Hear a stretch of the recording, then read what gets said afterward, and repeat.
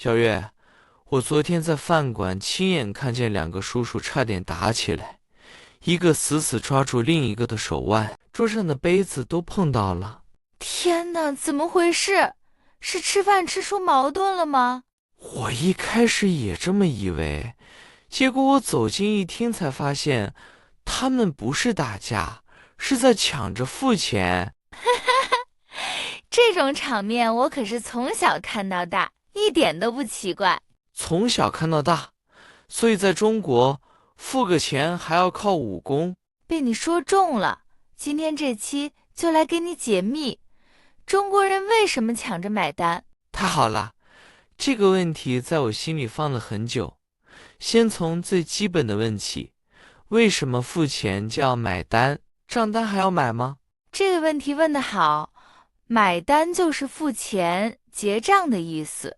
它最早是广东话的埋单，埋是把账合起来算的意思，传到普通话就借了同音的买字，变成了买单。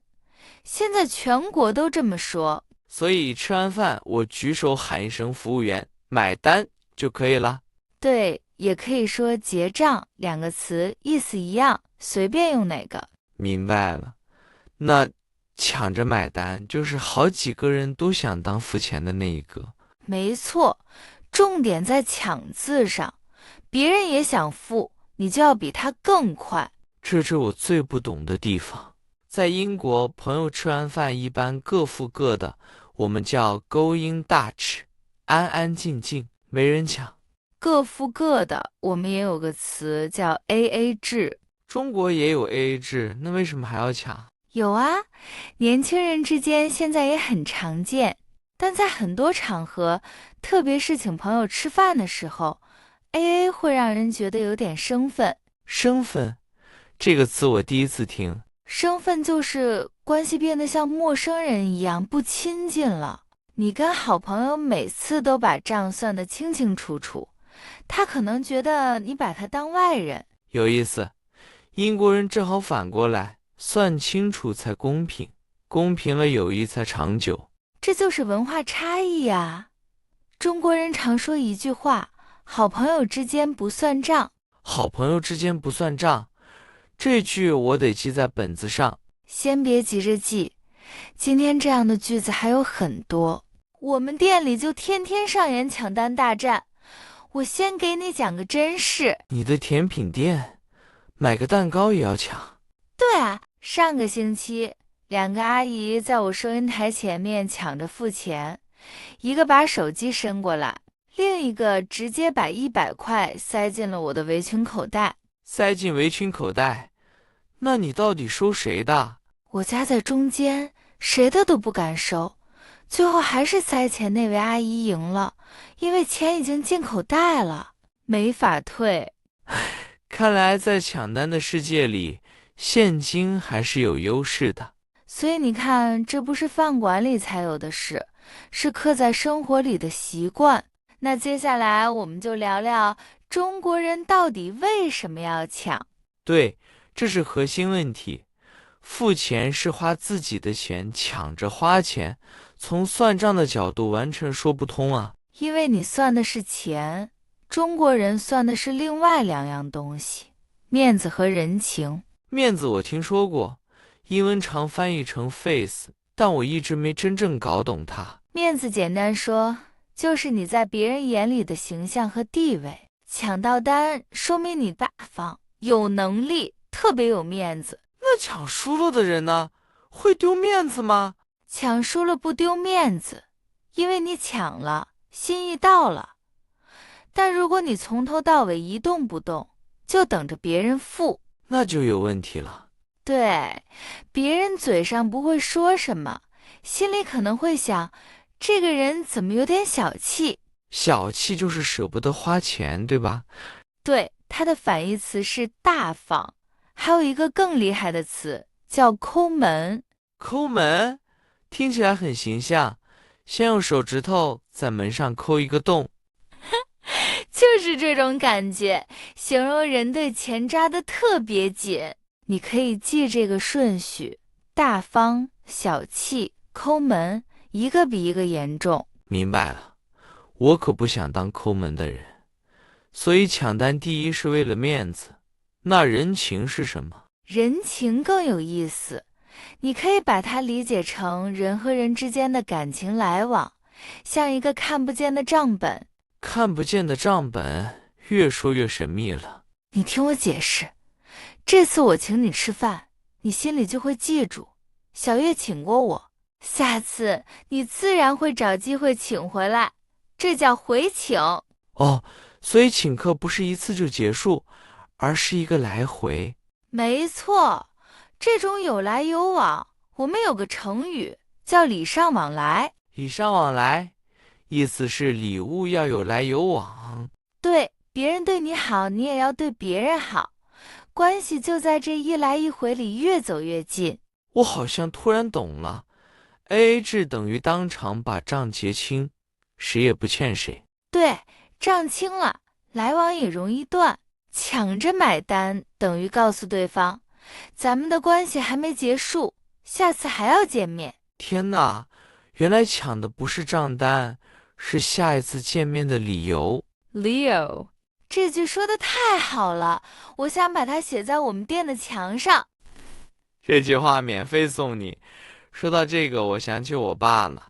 你爸爸怎么了？他是中国人嘛，在伦敦跟中国朋友吃饭，每次结账都跟人家抢来抢去，我妈在旁边完全看不懂。你妈妈是英国人，第一次看到肯定吓一跳。她悄悄问我爸：“你们俩是不是吵架了？”我爸说：“正好相反，我们关系好得很。”这个回答太经典了，抢得越热闹，说明关系越好。可是小月，我有个疑问，如果每次都是同一个人抢赢，那他不就一直在花钱吗？太不公平了。问到点子上了，所以还有一条大家都默认的规则，叫轮流请客。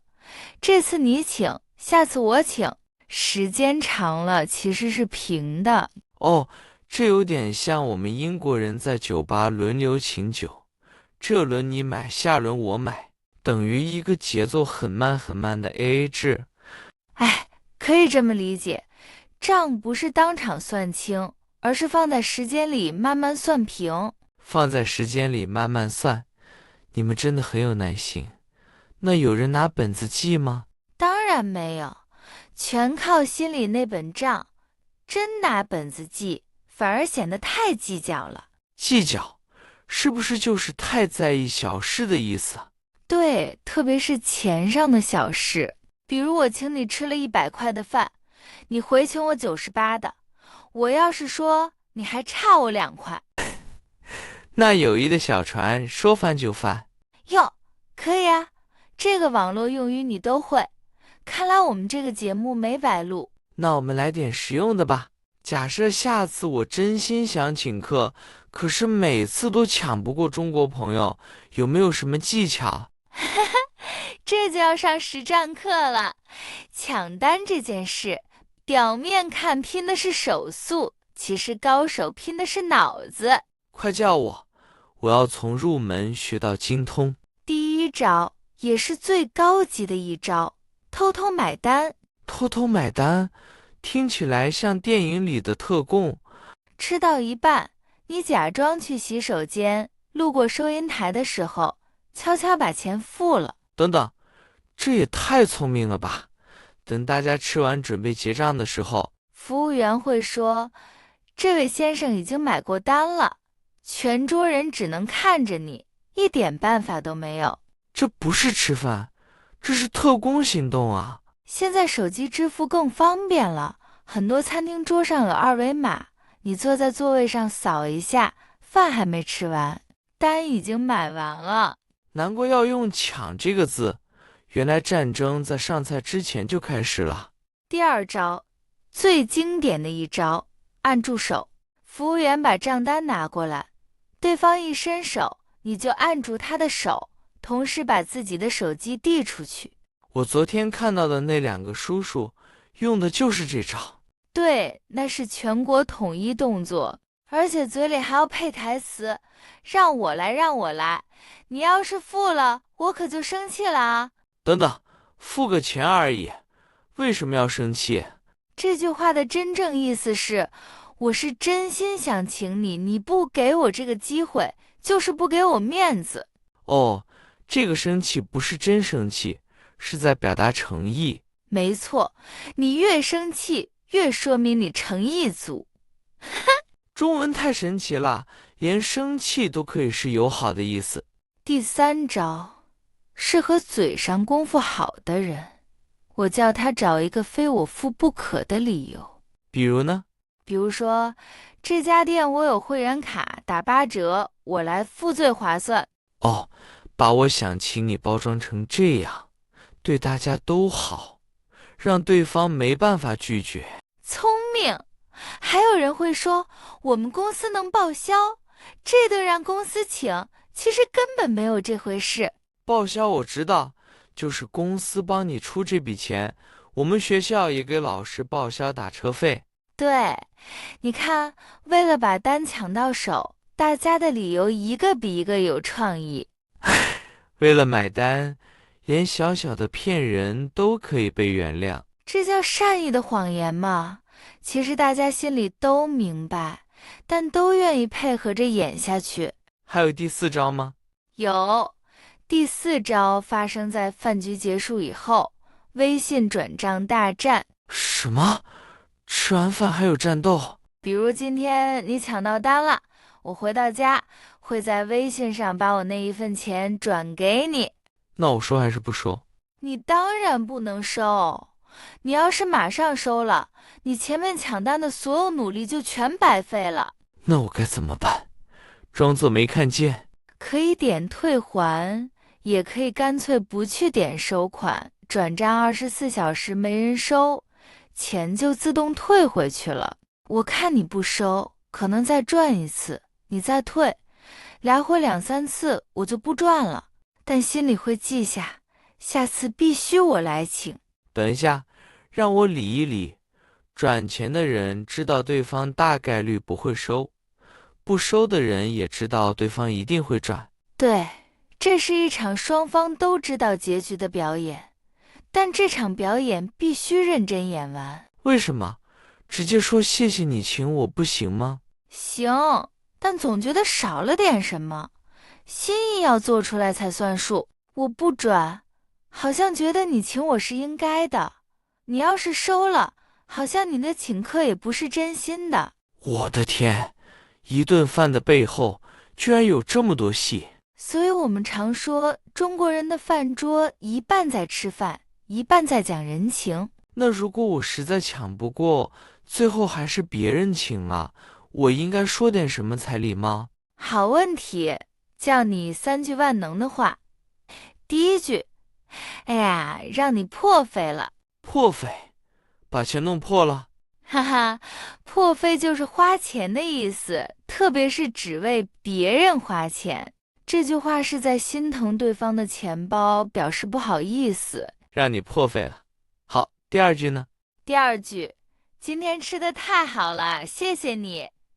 夸这顿饭好吃，就是给请客的人面子。明白，夸饭就是夸人。第3句我猜是下次我来请。全对，这3句连着说，对方会觉得请你这顿饭请得特别值。不过小月，说实话，听到这里我有一点点慌。招数这么多，我一个刚回国的，怎么知道什么时候该真抢，什么时候不用抢？别急，这就是今天最重要的部分，抢单的潜规则。潜规则，藏在水面下的规则。对，就是没有人明说，但大家都默认的规则。第1条，谁开口约的饭，谁买单。意思是，如果是我说走，今天我请你吃饭，这顿就该我付。对，你是发起人嘛，这种时候别人抢，多半只是意思意思。意思，两个意思放在一起是什么意思啊？哈哈哈，意思就是做个样子，表达一下心意，不是真的要跟你抢。那我怎么分辨对方是真抢还是意思？看手。真抢的人手机已经掏出来了，人往收银台冲，意思意思的人嘴上喊着我来我来，手还在口袋里慢慢摸，贼到了，手没到。太形象了。遇到这种情况，你只要说一句说好了我请的，再轻轻把他按回椅子上，他就顺着你的手坐下了，两个人都有面子。一句话就化解了，妙啊！第二条规则呢？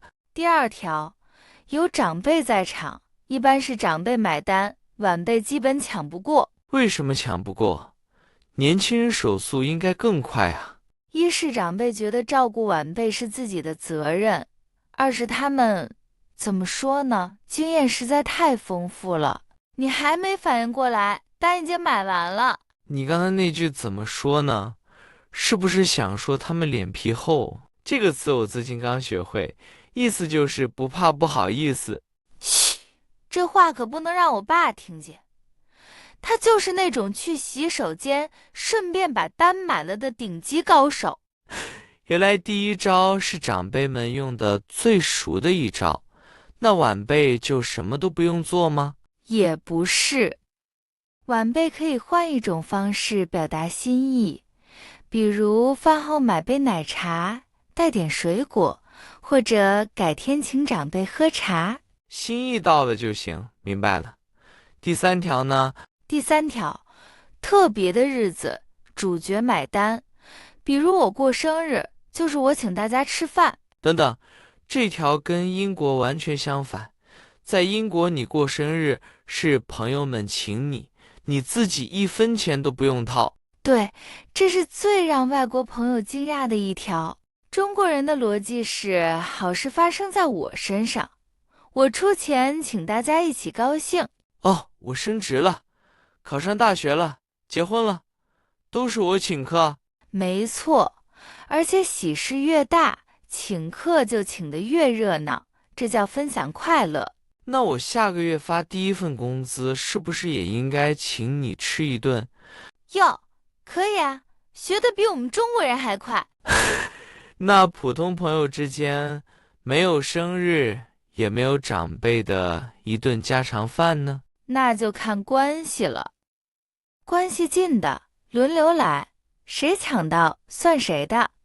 人多的大聚会，或者关系还一般的，现在越来越流行 AA。对了，还有一个场景我一直不敢问，但观众一定想知道，约会的时候谁买单？这个话题有点危险啊。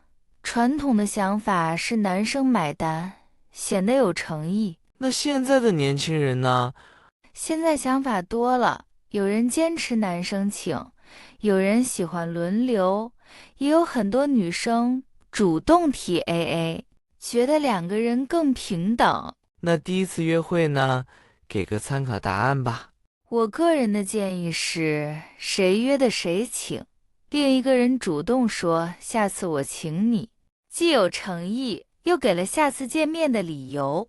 又是下一次，我发现了，中国人的关系学核心就是永远留着一个下一次。六，你今天金句一句接一句，这期视频的标题都被你想好了。刚才你提到年轻人越来越接受 AA， 是大家变得没那么讲人情了吗？我觉得不是，我们其实还有一句老话叫亲兄弟明算账。亲兄弟明算账，亲兄弟之间账反而要算清楚。对，意思是在亲近的关系，钱的事也可以说清楚，说清楚不伤感情。等一下，这不是跟好朋友之间不算账完全矛盾吗？你们到底听哪句的？被你抓到了，两句相反的老话都存在，用哪句看场合。什么场合用哪句？一顿饭、一杯奶茶这种小钱，用好朋友不算账，开开心心的抢。房租、旅行、一起做生意这种大钱，用亲兄弟明算账，清清楚楚的分。哦，小钱靠感情，大钱靠规则。总结满分，所以年轻人流行 AA，不是感情淡了，而是大家发现把账算明白，关系反而更轻松、更长久。因为没有人情的压力了。对，特别是刚工作的年轻人，工资不高，要是每顿都硬抢着请客，钱包根本受不了。这种行为有个专门的说法，叫打肿脸充胖子。打肿脸，充胖子啊，把自己的脸打肿，假装是个胖子。哈哈，对，在过去，胖说明日子过得好。这个俗语是说，明明没有那个条件，硬要装出很有钱、很大方的样子。哦，就是为了面子勉强自己，硬撑。没错，为了抢单回家吃1个月泡面，就是典型的打肿脸充胖子，完全没必要。所以现在的年轻人是在面子和钱包之间找到了平衡。对，该大方的时候大方，该 AA 的时候就大大方方的 AA，这才健康。认真说，今天聊完，我对抢着买单的看法完全变了。以前我觉得又吵又奇怪，甚至觉得有点假。那现在呢？现在我觉得它更像一种仪式，表面上是在抢一张账单，其实是在确认一段关系。我们不是那种把账算得清清楚楚的陌生人。说的真好，当然它也不完美，有时候确实会变成负担，所以年轻一代才会慢慢改变它的形式。文化大概就是这样，一边传下来，一边悄悄地变。对，抢单的形式会变，但那份我想对你好的心意，我相信会一直在。学了这么多理论，我手痒了。小月，我们现场演一遍吧，你来抢，我来防守。行啊，正好检验你的学习成果，我们就当刚在店里吃完饭。预备，开始，服务员，买单。哎哎，说好了今天我请的，你干什么？你请什么呀？你刚回国，挣钱不容易，这顿必须我来。不行，今天这顿饭是我约的你，谁约谁请，这可是你亲口教我的规则。哎呀，跟我你还讲什么规则？哎，你的手机呢？你怎么把手机收起来了？刚才你说话的时候，我已经把桌上的二维码扫了，嘴上陪你聊天，手上悄悄办事。哇，学生超过老师了。好吧，这局你赢。看来今天的招数你是真的学会了。我现在特别理解昨天那2个叔叔了，抢到单的那一刻是真的有成就感，对吧？因为那不只是付一笔钱，是用行动告诉对方，你对我很重要。好，那我来当一次课代表。这个词我刚从我的学生那里学来的，就是帮全班划重点、总结内容的那个学生。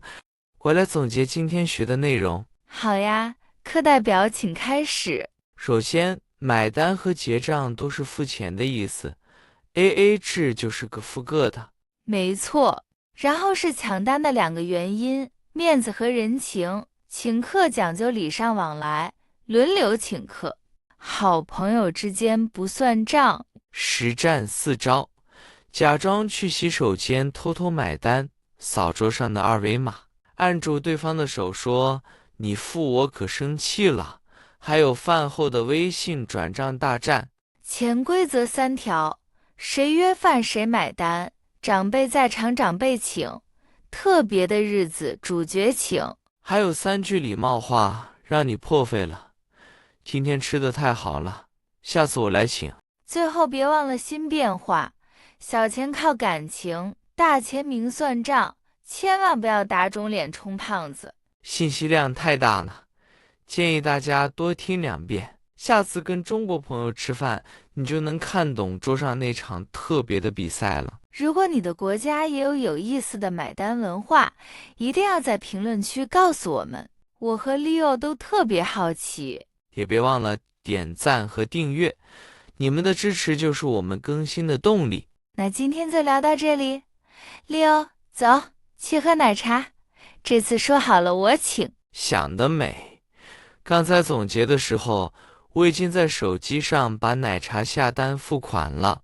啊，你居然把偷偷买单用在了我身上！这叫现学现用。